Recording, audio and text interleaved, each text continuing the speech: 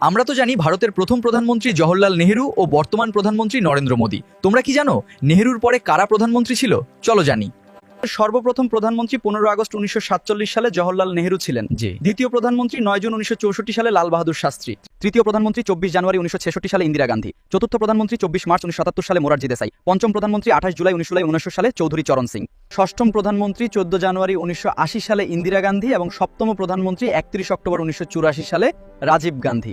অষ্টম প্রধানমন্ত্রী 9 ডিসেম্বর 1969 সালে বিশ্বনাথ প্রতাপ সিং এবং নবম প্রধানমন্ত্রী 10 নভেম্বর 1990 সালে চন্দ্রশেখর দায়িত্ব গ্রহণ করেছিল। দশম প্রধানমন্ত্রী 21 জুন 1991 পিভি নরসিমা রাও এবং 11 নম্বরে অটল বিহারী বাজপেয়ী মে 16 1996। 12 নম্বরে এইচ ডি দেবগৌড়া জুন 1 1996। 13 নম্বরে ইন্দ্রকুমার গুজরাল এপ্রিল 21 1997।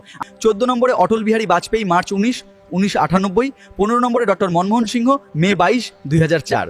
এবং সর্বশেষে ভারতের বর্তমান প্রধানমন্ত্রী নরেন্দ্র মোদী 26 মে 2014 সালে তার দায়িত্ব গ্রহণ করেছিলেন। এটি ভারতের রাজনৈতিক ইতিহাসে একটি অত্যন্ত গুরুত্বপূর্ণ মুহূর্ত হিসেবে গণ্য করা হয়। এই রকম নতুন নতুন ভিডিও পেতে চ্যানেলটাকে সাবস্ক্রাইব করে বেল আইকনে ক্লিক করো, যাতে আপনারা আমার চ্যানেলের পরবর্তী ভিডিওগুলোর নোটিফিকেশন খুব সহজেই পেয়ে যান এবং আমাদের সাথে যুক্ত থাকতে পারেন।